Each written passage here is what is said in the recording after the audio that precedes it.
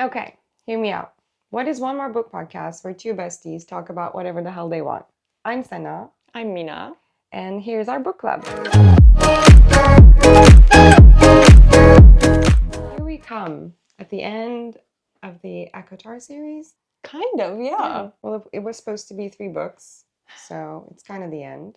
And in the Wings of Ruin, we start with a flashback with Rhys in a battlefield back when the wall was being established. Mm-hmm. And he's looking through all of the wings on the ground, searching for his boys. And he's relieved when he doesn't find Cassian or Asriel. And then we come to the current timeline, where Feyre, Our little spy, is in Spring Court. yeah, went back with Tamlin, High Lady of the Night Court, now a spy. And she's there to stir things up, cause some trouble. Well, she went through a lot there, so She deserves her revenge. she does. Well, I expected a lot from her when she was at the Spring Court, and she delivered. She was a little menace. I gasped when I read that she was High Lady of the Night Court and she was going as a spy. Best ending to the book. Ianthe's there, Lucian's there, Tamlin's there. Well, Ianthe wants to become besties again. She's so sorry for everything. After that betrayal, well, our girl is not buying it. Tamlin is. Tamlin's a very dumb boy, as we established before. He's naive. Is he? I didn't believe that either. But like Feyre and Lucian are both skeptical against Ianthe. As I should be. In the Spring Court, my favorite part, I think, Feyre starts to, plant the seeds of doubt everywhere. She's very smart about that. She knows politics now. She does. I mean, Rhys taught her a lot. Yeah, he did. And he uses Tamlin's subjects against her. She plants distrusts and chaos among them so they would doubt Tamlin, which is a very clever idea. And I think they already had reasons to doubt Tamlin. They just didn't want to, maybe. After Under the Mountain, he did the teeth, like exact right after. And now he's siding with King of Highburn. He's just very selfish. Yes. He only is thinking about his own gain, not his people, not his land, not any other court or Prythian in general. Shame on you. Just him. All he cares about is him. And Ianthe, his bestie. Does he care about Ianthe, though? He listens to everything she says. But I think he does that because he thinks it's beneficial for him. Maybe. But I think my favorite part is when Feyre uses Lucian against Tamlin. That's such a good scene. That little minx. That was very smart. I will say I did feel bad for Lucian because he was kind of being used, He deserves better than that. He does. But did you feel the tension between them? I did. When I was reading it for the first time, I didn't realize she was doing it to make Tamlin go out of his mind. Neither did I. But the tension between them was very real. The tension was better than it was with Tamlin, honestly. Exactly. Thank you. He goes mad. And then he feels sorry, which is really weird roller coaster, but Feyre is there enjoying everything. But Tamlin's making it easy for her. I He's already siding with Highburn. Mm-hmm. And because he's siding with Highburn, now there are armies from Highburn that are in Spring Court. What does that say to the people of Spring Court? Well, it says that he's a traitor. Exactly. So it's not really hard for Feyre to actually plant those seeds and not enjoy it. She doesn't have to try hard to do anything. Tamlin is doing it all by himself. Exactly. He doesn't need any help. No, he's destroying all by himself. But because of Tamlin's alliance with Highburn, now there's Jurian there with Prince Dagdan and Princess Brenna. Tweedledee and Tweedledum. Exactly. They give off ugly vibes. I bet they smell. That's a very interesting thing to say. It's just the vibes, To me, I always envision them very dark dressed. Gothic siblings. Yeah, same. But the same height, twinsies. Like the ones from Avatar. Yeah. From Water Tribe, right? Exactly. Yeah. I hated them so much. They were smart, but not very cunning. They were trying to find the holes in the wall. And Feyre was there, just watching everything and giving information through the bond to Rhys. What a good little spy. She was very very observant. If I remember correctly, I think Feyre's first attempt or plan to get out when they got here, they got there first. But then when she saw them like searching through things and looking to find ways to bring down the wall, she decided to stay, which is very smart. But Reese was worried, getting the vibe, like, come back, something's gonna happen. What's going on? Why? What do you need more? Just come It's back. not safe anymore. And it wasn't safe anymore. But she had her eye on the prize. She did, but things did go sideways. They didn't go like she planned. Oof.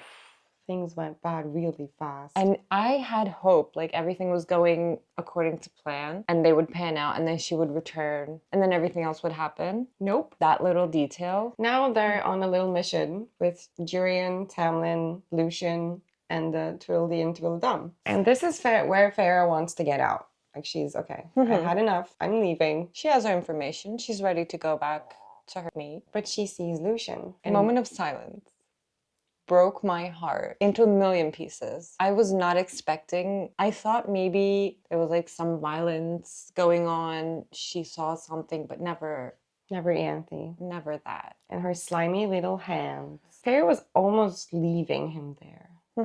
But she decided not to, thank God, and saved Lucian. She couldn't live with that.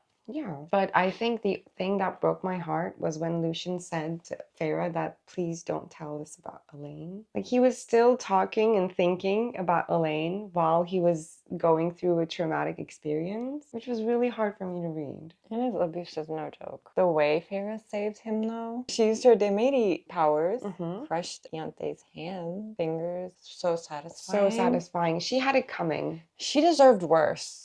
Yeah. And Lucian didn't deserve half the things he went through. Right?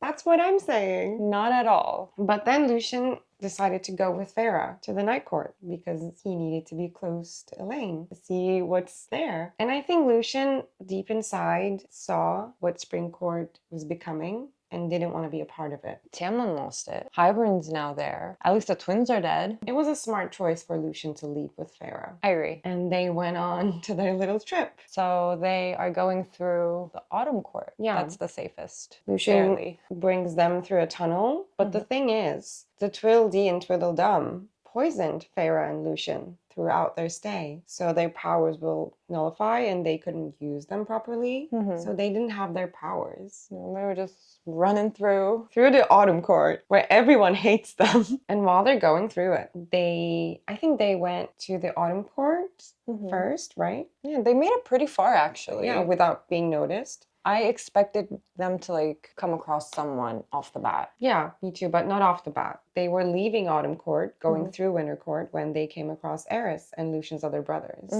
And they chase them down. They hunt them down through Winter Court. And this is like one of my favorite moments. I have chills right now. While they're going through it, they are on a frozen lake. Eris, the brothers, Lucian and Feyre, and they fight. Literally attacking them. They don't have any powers now. Feyre tries to use her fire powers, but it doesn't work out. And then our two bat boys, eyes shatters all around. Cassian and Azzy come to the rescue. And when they come, time stops. Eris realizes that Feyre is the High Lady. And he's shitting in his pants. And there has never been a High Lady. There's no such thing. And he doesn't know how powerful she is. No one knows. And two of the most powerful Illyrian warriors are standing there to protect you. So Eris tucked his little tail behind his bum and he ran away with the other brothers that we don't know anything about. And then they're on their way. You know what is funny to me? That Cassian is carrying Feyre, but Az is carrying Lucian. Like that was very adorable. Just imagine it. Big boys, both Lucian and Asriel. Lucian's red hair is just like in the wind. Asriel's just like stoic faced, just carrying, like, how is he carrying him? Are they hugging each other? Or like cradling? Like a baby? Is like not good choices. I don't know, maybe just like over the shoulder. Smack on the butt. Pause!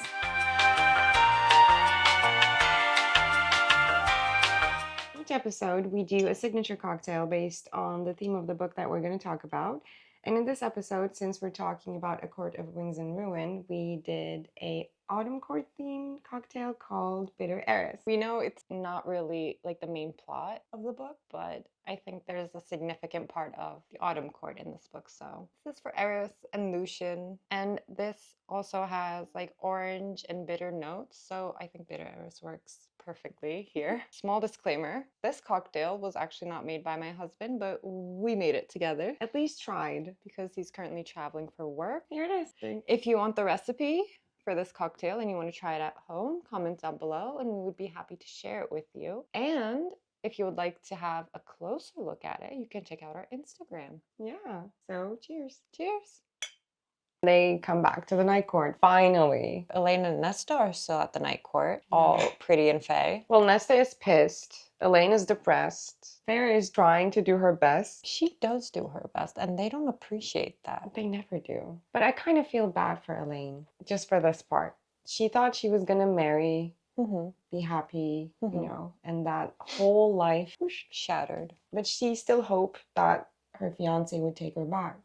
That's not love, is it? No, it's conditional love. It's not conditional on Elaine's end. She would have accepted him no matter what. She was a shell of a human when things happened. And Lucian's there, but Nesta forbids him to speak to Elaine or even be in the same room. I think Nesta's exaggerating yet again. You're not her mother. But I think being the oldest one, she needs to be there for Elaine, not for Feyre. For some reason. That's what I was gonna say. You do that for one of your sisters? What was the other one's fault? I do have one thing. In my mind, there's like something going on with their mother that we don't know about. And it's just always like tickling my brain. Like something's there and I don't know if it's gonna be like in the last book or where it's gonna be. Sarah, you better tell us. While they're back at the night court, Rhys is being the political genius again. And he wants to organize a High Lords meeting. War's coming. They need support. Yeah. At this point. Like things are gonna get real and nobody's taking it seriously. Everyone's just in their court, living their best life. Like the war's not going to touch them. That's not going to happen. Prythian is not everybody's. If Summer Court's down, every other court is going to be in danger. But they don't see it yet because they haven't experienced what they experienced back in Highburn. Exactly. Feyre thinks that the holes in the wall can be fixed by Nesta. The wall was created by the cauldron, and Nesta was also touched by the cauldron. Anything that was touched by the cauldron, things can be found or fixed. Like calls to like. Exactly. What surprises me is that Nesta agrees to do this. She's not bitter. She doesn't say fuck you from the get-go. Well, she's not happy about it. Of course she's not. But she says yes, and the most unlikely friendship starts to happen between Amryn and Nesta because they have to do research together, do training. I get how they get along, though. I see it. It kind of makes sense. And while all this was happening, Feyre tries to learn how to fly, which was a very painful experience for her. The Illyrians are like very sensitive on their wings, and Feyre, of course, doesn't have wings originally, so she has to create them with her powers. But it's not quite right. And then it's like a very intimate thing, a male touching the female's wing. Yeah. Azriel was like very, I need to understand like what's incorrect of your wing because she can't fly. It was very funny to read. It was, the awkwardness of Azriel. But then Feyre has this idea to go recruit the most dangerous creatures. She goes to Bonecarver with Cassian, and Bonecarver wants the Book of Breathings so he can escape to another world because he doesn't want to be in the same world as his siblings, one of which is Weaver. I was very surprised. Me too. I wasn't expecting that, to be honest, because they never gave like any glimpse of them being related to each other. No. And they're both very scary beings. It kind of makes sense, but I never connected those two. They're very different characters, and they don't have similar powers as well. No. So... But we know nothing about their world. It doesn't exist anymore, so he can go back to that. But he still wants the book. Since he can't have the book, now he wants the mirror, Ouroboros, from the Hewn City. And they agree to bring it to him. And Bonecarver is like, yeah, sure, why not? Like, I'll help you with a price. There's always a price. The mirror is in the Court of Nightmares, coincidentally, with Mor's father. They were talking about the war. He said, I'm okay with being with Highburn. Mor is not there. She doesn't want to go. She has a good reason not to go. That's where we get her kind of backstory. a little glimpse, I would say, because there's a lot we don't know about Moore. Aerys is there. He wants to be High Lord. Mm-hmm. In exchange with Autumn Court's support, they convince Moore's dad. But they talk about Moore's past. And this is my hear me out. Mm-hmm. I don't trust Moore. I think she is an unreliable source of information. Mm-hmm. We don't know her powers yet, truth. Okay. But I know we're supposed to not like Aerys. Mm-hmm. But for some reason, when I was reading it, Moore's past and Aerys' past, it's just something doesn't add up. And I think everyone is lying, but I don't trust Moore. Well, I also have my questions about Moore, and I do feel like there's a bit more to Eris than it's actually giving us. There's like something that he's not saying, but he's kind of insinuating, and I can't understand exactly what that means, and I feel like some of them know, or Moore's just not telling them. She's keeping it a secret. I think Eris actually cannot say the truth. I think her powers are making him like unable to tell what happened back then. She can tell the truth, but she can stop people from telling the truth. Yeah. Maybe. Maybe it's like this very painful experience when she tries to hold your truth.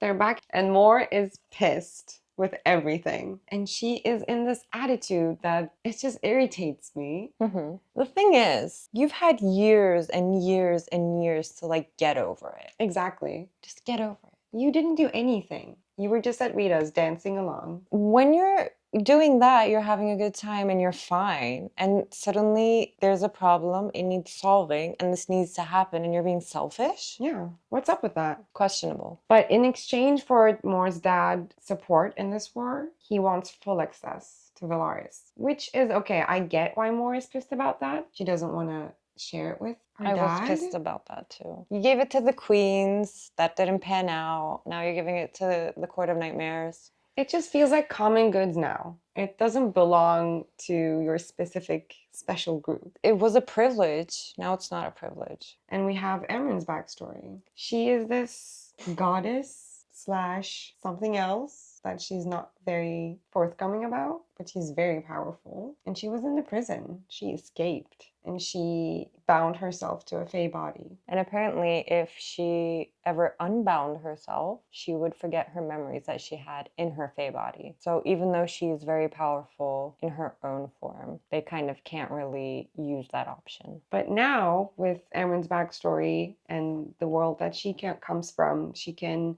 maybe figure out what the cauldron is being used for. She knows its language and the Book of Breathing's language. So she's doing her research on that with Nesta. But something's like off with Elaine. Something's always off with Elaine. She wasn't talking much before. No. And we didn't really understand what kind of power she manifested from the cauldron, or what the cauldron gave her, gifted her. And now she's talking in riddles. No one knows what she's saying. No one has time for this. No, she's A just war is coming. sitting there, talking to the walls at nothing. And she's just staring. And Feyre brings a healer to figure out what the F is going on about her. Please fix her.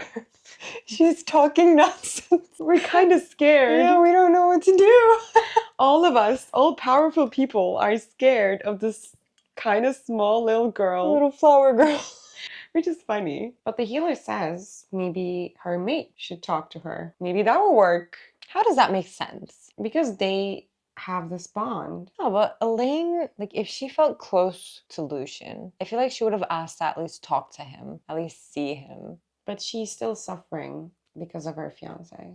She's always suffering. Imagine, you're human, you're going to get married, you got thrown into this BS, I don't know, bowl, and you come out as Faye, and now some dude with red hair is telling that we're going to be forever together. Hear me out. You're Faye. You're beautiful, immortal, you have powers, and a hot foxy dude is your mate. What more could you possibly want? Sign me up. Your fiancé is gonna die eventually. It doesn't make any sense for you to still go after him. And there's Lucian. She's just really not that smart. No. Put me in that position. And mind you, Lucian was not allowed to talk to Elaine, go near her when they were in the same house. But Feyre says, okay, let's try this. It obviously doesn't work. because Elaine actually cannot talk like a normal Fae, cannot form sentences, and Nesta is pissed again. When is she not? Feyre tries the flying thing again and again, but it doesn't pan out. So Asriel tries to encourage her with a story. Back in when the Miriam and Dagna things were happening, there was a Fae called Nephilim, and she had this little wings, and it didn't have the wide wingspan to make her actually be able to fly fast. But she find this solution to make her go faster and stronger. I don't remember the actual technicalities of it, but they called with the little wings and how fast they can fly, called Nephilism. He was telling this story to Feyre to encourage her about her little wings. That's so nice of him. Feyre is not still very good at flying. That's understandable. You don't learn to fly in a day. You didn't even have wings a few days back. Imagine the weight. I would just drop on my back. That would be really funny. I would want wings though. Yeah, but I don't want them all the time. Yeah, like Reese. Like they Reese. come and go when you want. But imagine Asriel and Cassian, they have to.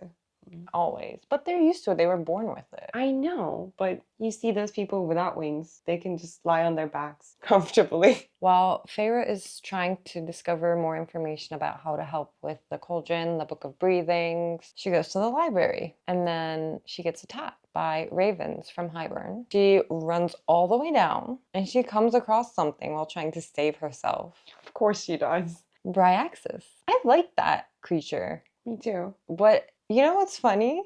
Big ass Cassian being like a big baby, scared to look at it. It actually makes sense because of his character. I get it. He's like fluffy inside. But you're the Lord of Bloodshed. How are you scared of a creature? I don't know how it looks. Maybe she's really big. But you're Cassian. You can just fly away, dude. Flip, flip.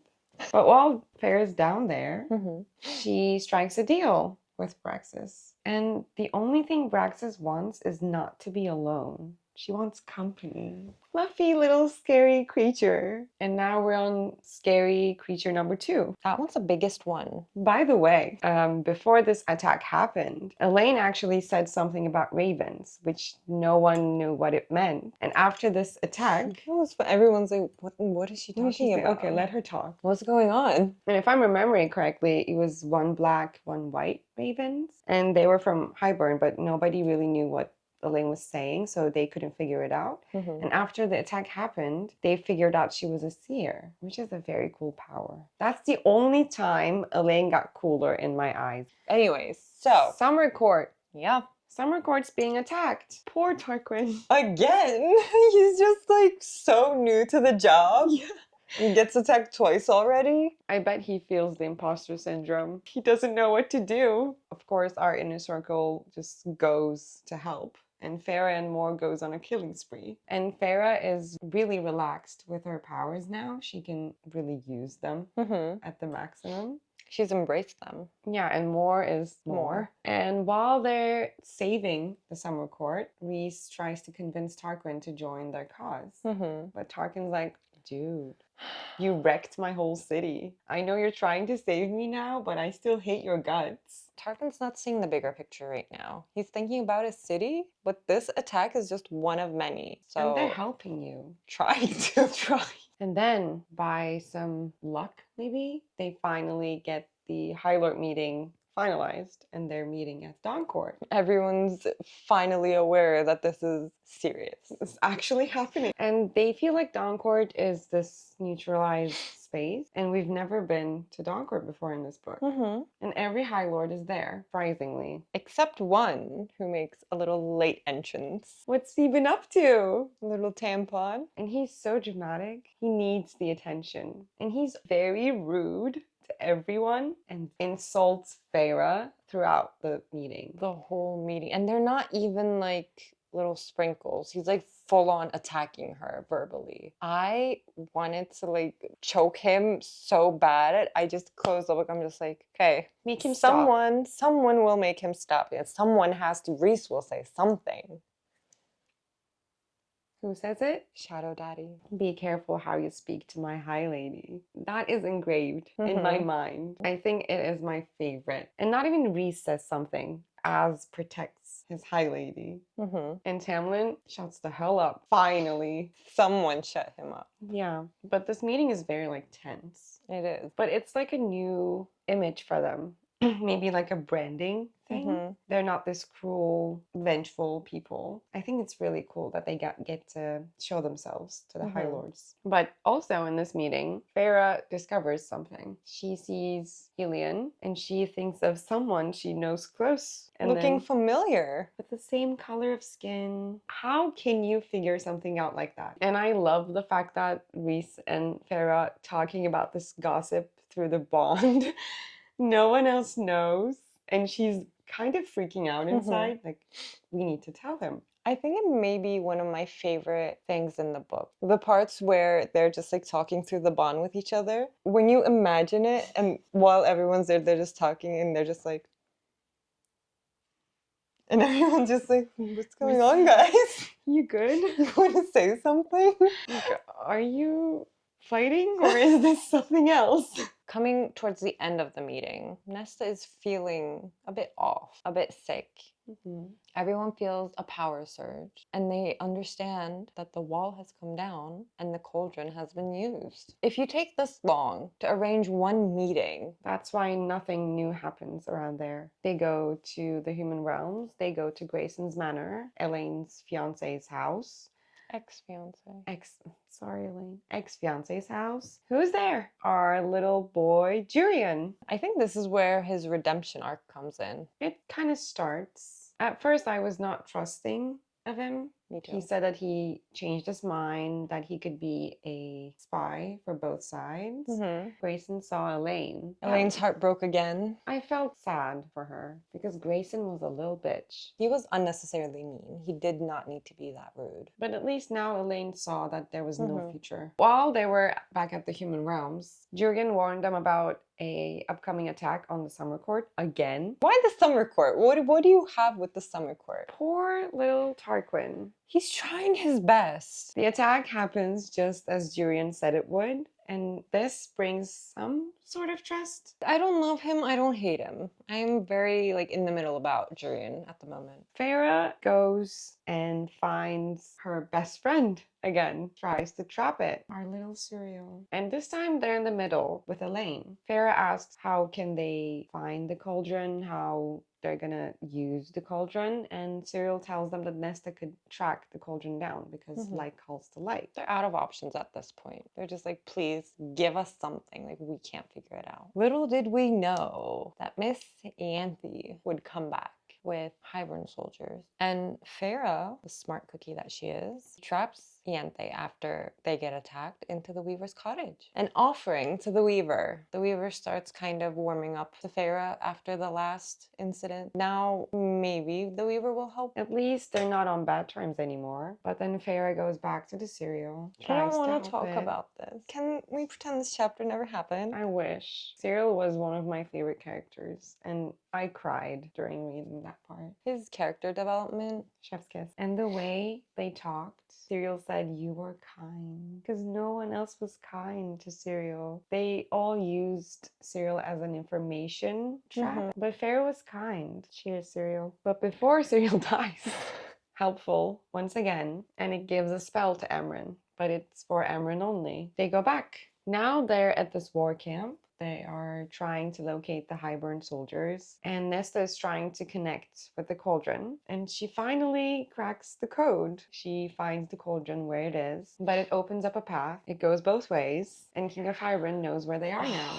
Who would have seen that coming? So the King of Hybern tries to hit them where it hurts. And he takes Elaine, a sweet little Elaine. It's very smart, actually, to take Elaine. If King would have taken anyone else, the inner circle would have said maybe they can protect themselves.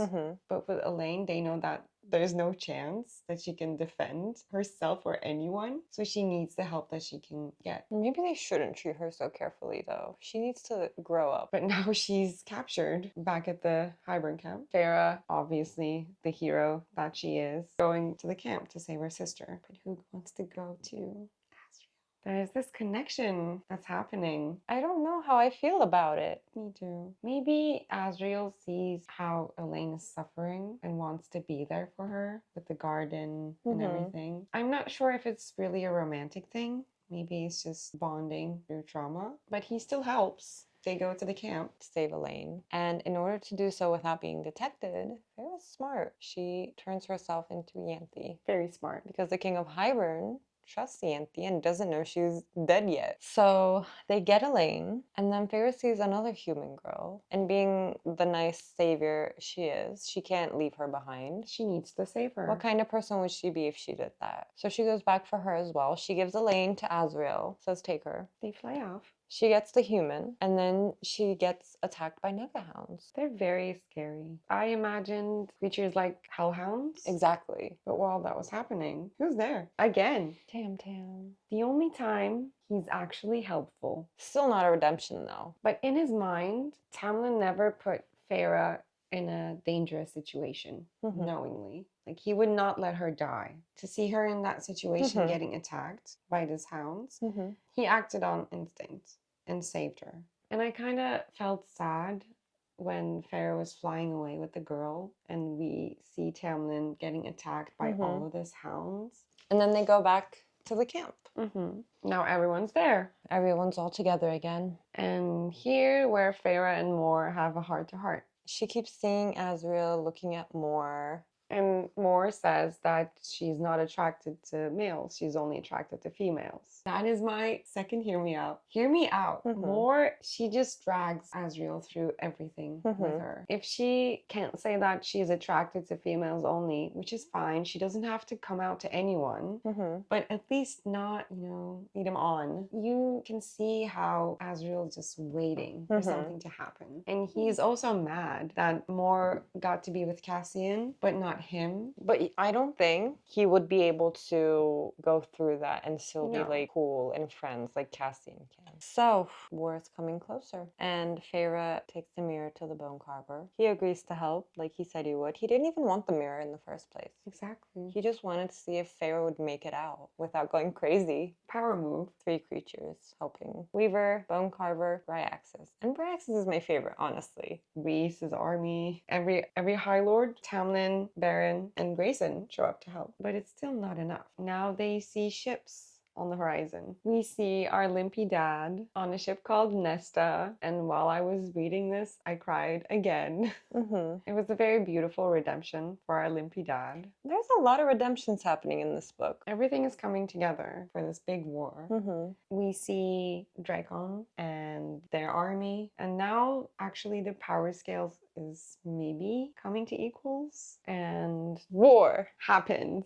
Everyone's just giving it their all because they have nothing left to lose. I wanted to see how far Rhys's power goes, and we see that he snaps his fingers and soldiers just mist away. Because they always said Rhys was the most powerful High Lord that there ever was, but we never saw his powers to an extent. And we actually see Rhys's creature form. It was probably one of my favorite scenes to just see the extent of his power there. So Feyre and Amren made it to the cauldron. Amren needs to do the spell. Amren betrays Feyre, which was so unexpected. I never thought Amren could do something like that. Because she's very loyal to Rhys and very loyal to the inner circle. You never expect her to do anything like that. So Amren does the spell that the Suriel gave her, which was an unbinding spell. And we get to see Amren's true form, which is blinding. And when Amren hears about the spell, she figures out that she needs to sacrifice herself. So it wasn't really a betrayal if you think about it. They wouldn't let her sacrifice herself because they wanted to do what they could with the people that they had. They didn't want to sacrifice anybody. But by doing that spell, they broke the cauldron. While this was happening, on the other side of the war,